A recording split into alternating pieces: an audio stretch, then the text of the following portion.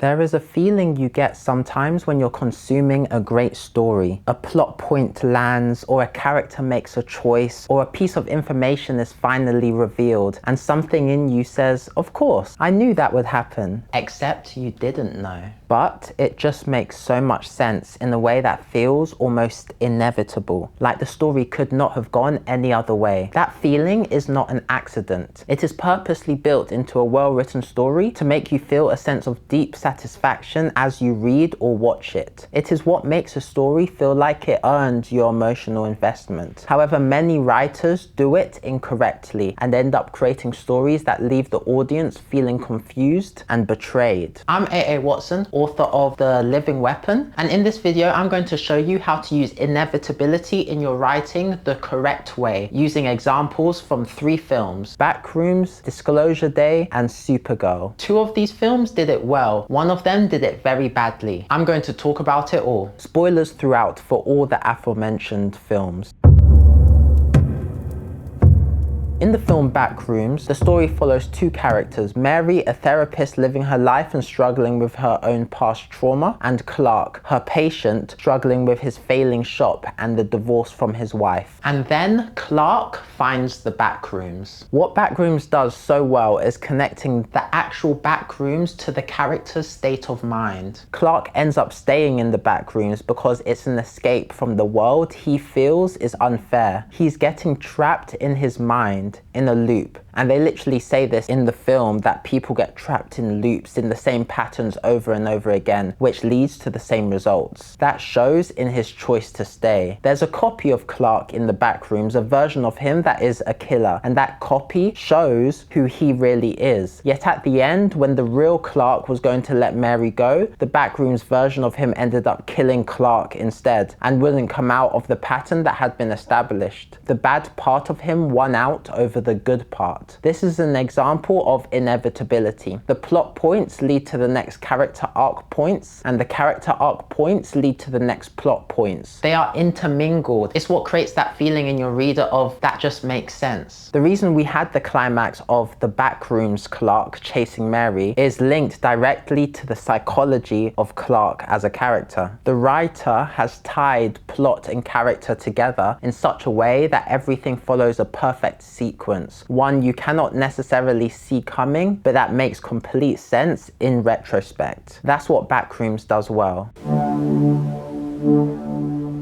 Disclosure Day has a fantastic premise, and I purposely went into this film knowing almost nothing. I watched the teaser trailer, saw Emily Blunt, saw Spielberg's name, and said I'm sold. The opening hooked me completely. I was desperate to understand what was going on because they very carefully withhold information all throughout the story. It's a perfect example of a rule I love in writing. Only reveal what the reader actually has to know in that moment to be able to follow the plot, and nothing else. We start with some spy thriller action, Daniel Keller making an exchange of a device for his kidnapped girlfriend. We start right in the middle of it. We aren't told everything. We're just immediately on the journey with him escaping, going on the run. Lots of questions open up. Them being careful with the device, what the organization is, why they want it, who Daniel is working for. There's tension because we want to know what's going on. Meanwhile, we're introduced to a weather woman, Margaret. Strange things start happening to her, and it opens up more questions. Open questions are a huge part of what makes good storytelling. Writers so often have the urge to over-explain, but what you actually have to do is to withhold unnecessary information. And when I say unnecessary information, I mean any information that the reader does not have to know to be able to follow the plot. As writers, you have that urge to reveal all the world building you've done, this culture or that culture, the backstory of this character or that character, because you feel it adds to their experience, but you have to hold back because everything you put in the story should have a job. Think about your story in 3 parts: your plot, your characters, your setting. Different genres will give different weight to those 3 categories. For example, epic fantasy might give a lot more focus on the setting than a modern day romance, for example. But think about these 3 categories. Every page in your story must develop either your plot or your characters, and the setting only gets developed when it directly connects to one of those things. Yes, a lot of you are writhing in your seats right now. I get it. I know, I'm become a writer too. This is how you make the most riveting story. The setting is where the story takes place. It is not the story itself. The plot and the characters make up the actual story, so that is what the words on the page should be about. Here's an example. Imagine two characters having a conversation about robbing a magical artifact from an ancient temple. They mention the temple, and you may have the urge to explain its whole history. But if that history isn't relevant to the story now or in the future, it shouldn't be explained. You can hint at it, and hinting at it is actually good storytelling because it shows the depth of the world you have created. However, if it is not relevant, do not explain it. However, if the history of the temple is needed because it leads to a passcode the characters have to figure out, then yes, you should explain it because it's relevant to the plot. In that same scene, you don't need to write about the characters' hometowns unless that hometown culture is directly relevant to why they're arguing, for example, because they can't understand each other. This rule doesn't just stop you from adding unneeded context that slows the story down, it also makes you think deeper about what you're planning and adds depth to the plot, character, and setting. The same goes for how you describe a setting. If two characters are just talking in a room, you don't need to go into much detail, just enough to set the scene so it doesn't feel like they're talking in the space of nothingness. If that conversation is going to lead to a fight scene afterward, the reader needs to know the layout, where the knife is on the table, where the chair is, the door, the window, because if a character picks up a chair to hit the other and the reader didn't know it was there, it will feel sudden. They won't be in the know. And if a particular detail, like a rare type of wood that signals wealth, is something one character notices about another and it changes how they see them, then you go into more detail because now it's connected to character. This applies to anything: backstory, world building, plot points. In Disclosure Day, the whole reason Daniel Keller is running with this device is revealed only when it's necessary for the audience to know more than just that he's running. At that point, we need the investment, and his girlfriend Jane needs to know so her character arc, struggling with what the right thing to do is, can be pushed forward. Same with the backstory of Margaret and Daniel. It's revealed later when they have to truly come to terms with who they are so they can push into the climax. Disclosure Day's writers understand how to use withholding information to good effect only when it is connected to plot or character, and therefore every reveal lands exactly when it has to, not a moment before. By the time we learn what Daniel is really running with, we don't feel like we have been handed a new fact. We feel like we finally understand something that was true the whole time. That's inevitability built through timing. Look at what's happening across these two films. In Backrooms, the psychology and the plot become the same thing. In Disclosure Day, information is only ever released at the exact moment it serves character or plot. Two different films, two different variations of the technique, but the result is the same. The elements of the story aren't running alongside each other, they're causing each other, one interconnected system, nothing existing independently. And when a story functions that way, it creates that sense of satisfaction by the end. Now, let me show you what happens when the writer gets it wrong.